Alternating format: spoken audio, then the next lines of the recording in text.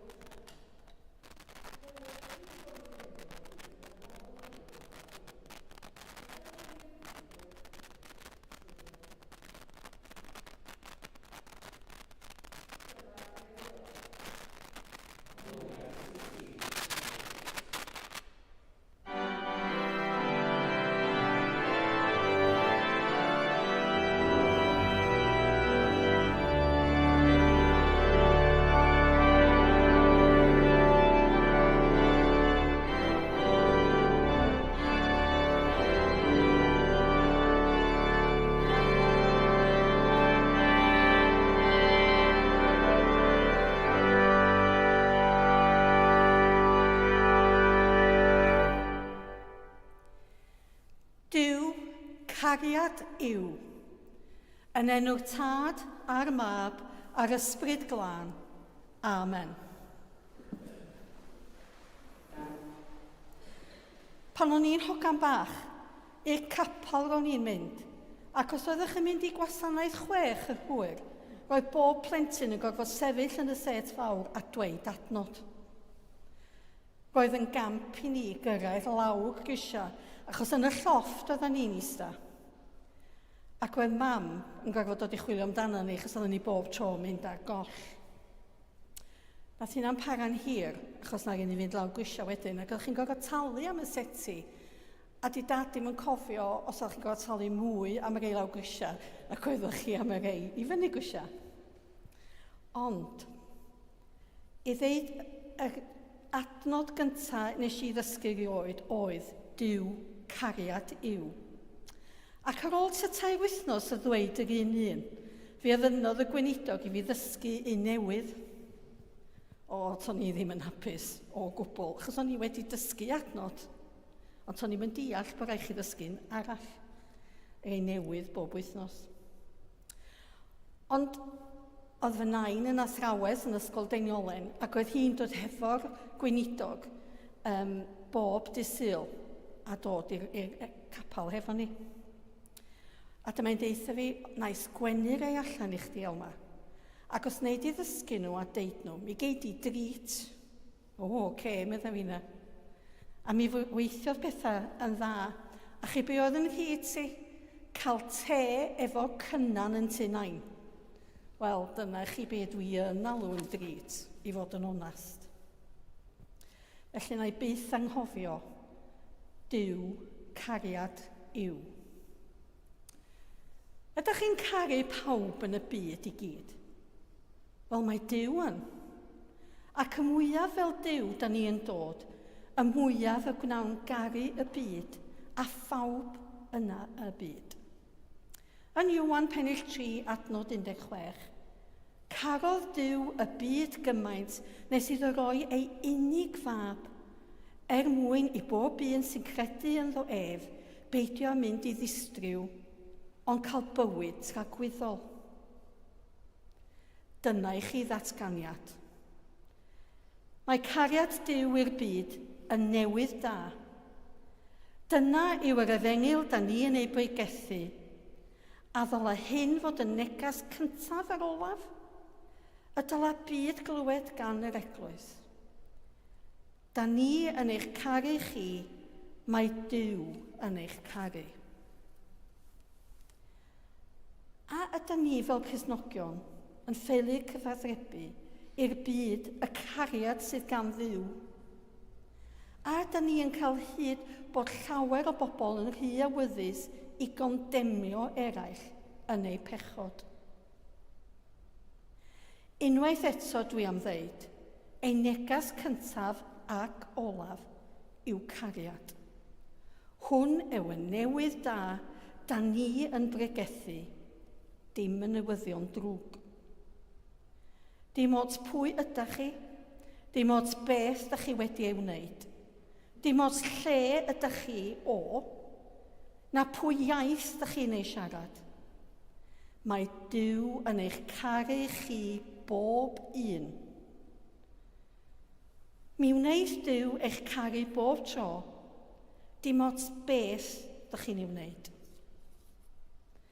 Fe ddoth i'r byd yma fel bod dynol yn union fel ni, ac fe dderbyniodd marwolaeth ar y groes. Roedd hyn yn hachub ni o orfod diodda, beth roedd wedi dod i ni'n hunan gyda gweithred drwg a cred ffug. Ac felly mae'r adnod yma'n addas. Roedd Duw yn caru'r byd. Mae cariad Duw fel y glaw yn disgyn ar ein pen. Mae cariad Duw fel yr haul yn twynu arnom ni gyd. Ni fedrwn guddio oddi wrtho fo. Fe allwn guddio yn y twllwch. Ond fe ddisgynnydd y glaw ac mi fydd ei fab yn dal i dwynnu. Wneith cariad Duw byth lleihau. Dim hyd yn oed ychydig pan fydd diffyg cariad ato gennym ni ac at ein gilydd. Mae cariad Duw yn gyfan a ysol. Mae cariad Duw atom ni yn amneddgar ac yn ffeind. Tydi Duw beth yn preswylio ar y drwg da ni wedi ei wneud. Mae Duw yn llawenhau am y gwir. Mae Duw yn diodda pob peth ac yn diodda pob dim. Bydd Duw yn ffyddlon bob tro. Dyma yw cariad pur ac yn aberthiad. Pwy da ni yn garu gyda'r cariad yma? Wel, y cwestiwn yw, a fe asan ni yn rhoi ein bywyd dros eraill? Ella dros ein plant, ella ein partner, neu ein ffrindiau. Un o'r pethau dwi'n glywed yn aml, toes dim mwy o gariad na cariad mam at ei phlentyn. Ddylen ni roi ein bywyd dros ddieithryn? Dyna di'r cwestiwn. Wel, fe wnaeth ein harglwydd yn do. Fe wnaeth fadda i'w elynion pan oeddent yn rhoi yr hoelion yn ei ddwylo. Dwi'n cofio blynyddoedd yn ôl, ei gafodd drws cefn newydd yn tynnu. Ac oedd glas hefo dotiau bach ynddo. Ac un gyda'r nos pan o'n i'n cerdded heibio drws, fe welais i lun o Iesu ar y groes. Fe nes wedi, Mam, dwch chi weld beth sydd yma? A dyma hi'n dod. A dyma hi'n deud, Gian, ti'n iawn, Elma. Mae o'n edrych fel Iesu Grist ar y groes. Ffwr a fi diwrnod wedyn i'r ysgol a deud wrth yr athrawes, Mrs Thomas. A mi ddoth hi acw ar ôl fi dwchyd i gael gweld ei hun. Wel, wir, meddai. Mae fath yn union tydi. Roedd tu ni yn boblogaidd am dipyn go lew, a gyda pobl papur newydd, cynhafan yn dembyn enwedig, a TV yn dod o sôn am hwyl, o'n i'n teimlo'n bwysig iawn. Dwi am orffan bore yma gyda gweddi fach, felly gweddiwn. Iesu da, o'r hwnna gariodd y groes er fy mwyn. Pa groes wyt ti am i mi ei chario er dy fwyn? Fe wyddost arglwydd y mod i'n wan, dysg i mi gario groes fy hun. Caria hi er fy mwyn, caria hi yno fi. Duw, cariad yw. Amen.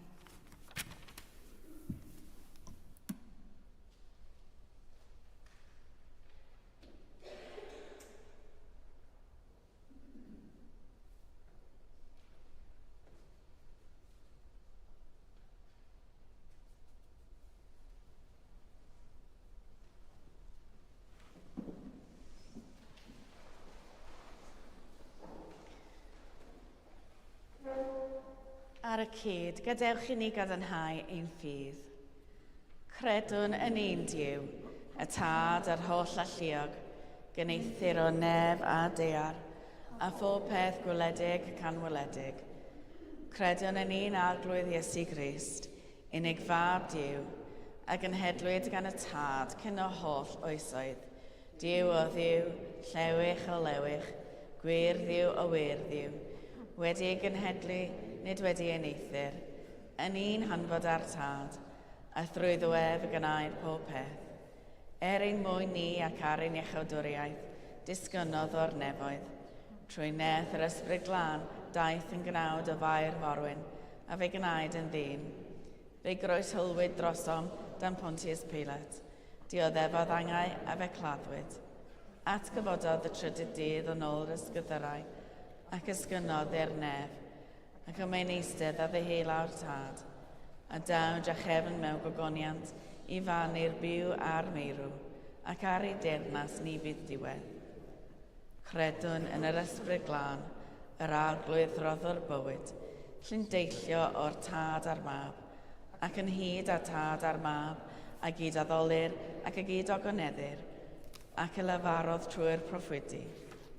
Credwn yn un eglwys laen Gatholig ac Apostolig, hyd na byddwn ni'n beddyd maddeuant pechodau, a disgwylium atgyfodiad y meirw, a bywyd y byd sydd i ddofod. Amen. Gyda'n holl galon a'n holl feddwl, gweddiwn ar Dduw.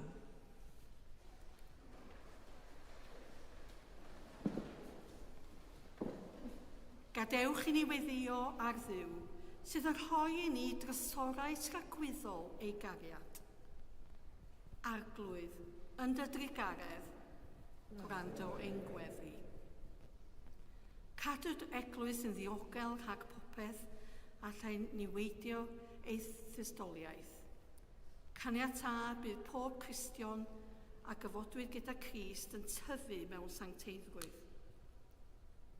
Arglwydd yn dy drigaredd, gwrando ein gweddi. Arglwydd yw, gweddiwn dros bawb sydd mewn perygl, galar neu unrhyw fath o drachod. Dros y claf, y digyfaill, a'r anghennus, a thros pawb sydd yn gweini arnynt. Gweddiwn dros bobl Ukraine, Rwsia, Poland, y Dwyrain Canol, Sudan, wrth i'r rhyfela barhau. Arglwydd yn dy drigaredd, Gwrando ein gweddi. Cysura pawb sy'n diodda o afiechyd. Dora iddynt obaith a dewder yn ei trealon. A be gofiwn am John, Ian, Jamie, Tom, Anne, Shirley, John, Nick a Jill. Arglwydd yn dydrigaredd, gwrando ein gweddi. Gwrando arno wrth i ni gofio rhai hynny a fydd farw yn hangnefedd Crist. Fe gofiwn am Joshua Horn. Ar efau Gwyl Goffa, George Parsons a Buffy Marie Jones. Gorffwys tragwyddol dyra iddynt o arglwydd a llywyrched goleuni gwastadol arnynt. Gorffwysau twy mewn tangnefedd a chyfodi mewn gogoniant. O ddiw pob daioni, dyro i ni sy'n dymunol dair, ceisiau'r ddoeth, gwybod yn sicr a chyflawni'r berffaith, dewyllus sanctaidd gogoniant i'th enw.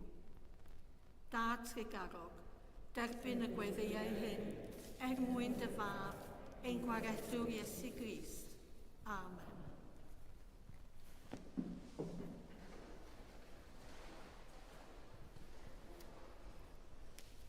Ond yn nawr yng Nghrist Iesu, rydych chwi a fi unwaith ymhell wedi eich dwyn yn agos trwy farw ar berthol Crist.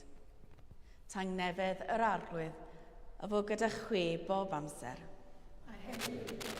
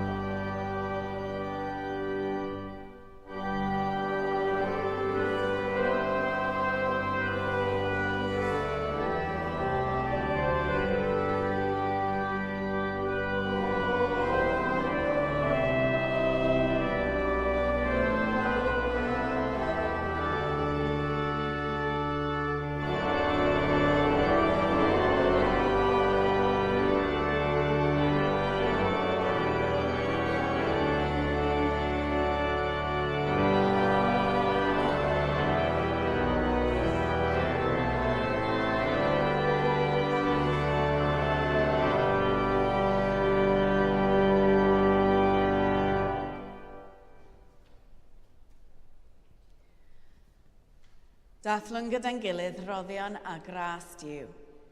Cymerwn y bara hwn, cymerwn y gwyn hwn, i ddilyn esiampl Crist, ac i fyddhau 0cymun. Yr arglwydd afo gyda chwi. Dychefwch eich calonnau. Diolchwn i'r arglwydd ein Duw. Iawn yn wir, ein dyletswydd a'n llawenydd bob amser ac ym mhob lle, yw diolch i ti, Dad Sanctaidd, holl alluog a byth yw eil ddiw, trwy Iesu Grist, ein harglwydd. Aed ar ystyngodd ei hun ar wedd dynion, gan fod yn ifydd hyd angau, i angau ar y groes. Fe ddechafwyd oddi ar y ddeiar fel y tynnau bawb ato ef ei hun. Felly gyda llir angylion a holl gwmpeinir nef, cyhoedd yn ogoniant dy enw ac ymuno â hwy yn ei hemyn di-derbyn o fawl. Sanctaidd, sanctaidd, sanctaidd arglwydd, Duw gallu a nerth, nef a dea sy'n llawn o thogoniant, Hosanna yn y goruchaf. Bendigedig yw'r hwn sy'n dyfod yn enw'r arglwydd, Hosanna yn y goruchaf. Pob moliant a diolch i ti y gwir a'r biwiol ddiw, creuo'r pob peth, roddwr bywyd. Lluniais ni a dy ddelo dy hun, ond yr ydym ni wedi difwyno ddelo honno a syrthio'n bryn o thogoniant. Roddwn diolch i ti am anfon dy fab i rannu ein bywyd ni. Fe hildiais di farwolaeth, fel y cael byd ei achub, a'i atgyfodi oddi wrth y meirw, fel y bywyd ni fyw yn ddywedd ac yn teion o'n minnau. Sancteiddia ath ysbryd y bara hwn a'r gwyn hwn, dy roddion i ni, fel y bont i ni yn gorff a gwaed, ein iachawdwr Iesu Grist.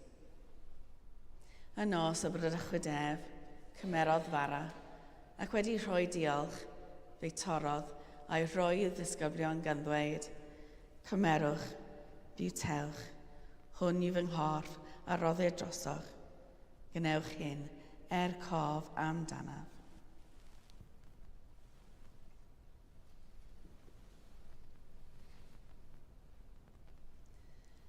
Yr un modd ar ôl swper cymerodd y cwpan ac wedi rhoi diolch, fe roddodd iddynt gan ddweud, yfwch o hwn bawb, oherwydd hwn yw fy ngwaed o cyfamod newydd, a dywellid drosoch athros lawer maddeiant pechodau. Gwnewch hyn bob tro yr yfwch ef, cof amdanaf.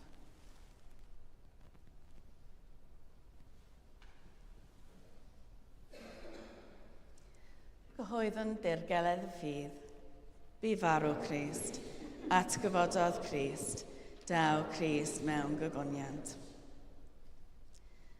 Fel y gwchmynodd ef i ni o dad, yr ydym yn cofio Iesu Grist y fab, gan gyhoeddi ei farwolaeth fuddugoliaethus a chan ymlawenhau yn ei atgyfodiad.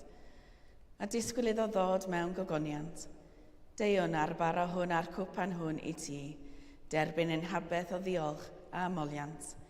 Adfer ac adfwyad y holl bobl, adnewyddon ni a phawb y gweddion trostynt, a thras a thfendith nefel, a derbyn ni yn y diwedd, gyda'r holl saint, i'r llawenydd di-derbyn hwnnw, a addawyd i ni gan dy fab, ein harglwydd Iesu Grist. Trwy ddiwedd, gydag ef yn ddiwedd, yn un dod yr ysbryd glân, eiddo ti, dad holl alluog, yw pob anrhydedd a gogoniant, yn oes oesoedd. Amen.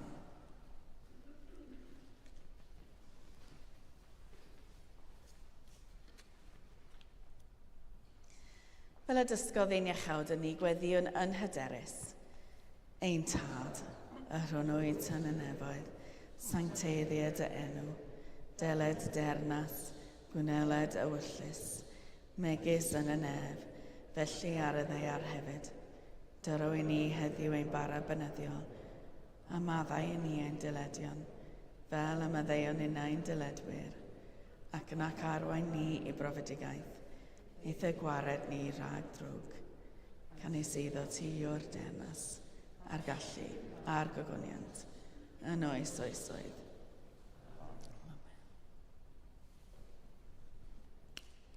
Yr ydym yn torri'r bara hwn i rhannu yng nghorff Crist, yn un ein llawer, un corff ydym, gan ein bod ni oll yn rhannu'r un bara. Oen Diw, sy'n dwyn y maeth bechoda'r byd, triga harwthym. Oen Diw, sy'n dwyn y maeth bechoda'r byd, triga harwthym. Oen Diw, sy'n dwyn y maeth bechoda'r byd, dyro i ni dydang nefydd. Iesu, oen Diw sy'n dwyn y maeth bechoda'r byd, gwyn ei byd a rhai a elwyr i'w swper. Arglwydd, nid wyf yn deilwng i'th derbyn, ond dywyd y gair a chaf i iachau.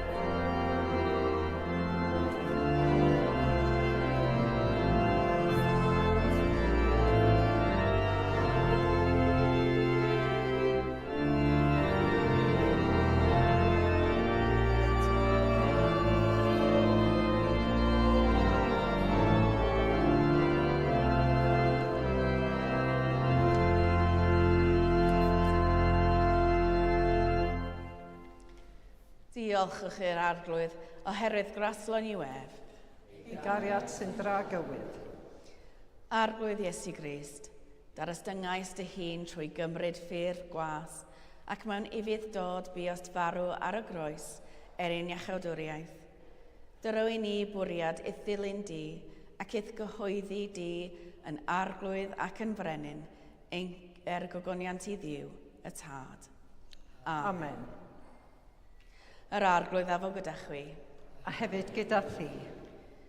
Bydded i'r Crist croeshoeliedig eich tynew ato ef ei hun, sy'n sylfaen ddiogel ffydd, yn gynhalio'r cadan gobaith ac yn sicrwydd maddeiant pechodau.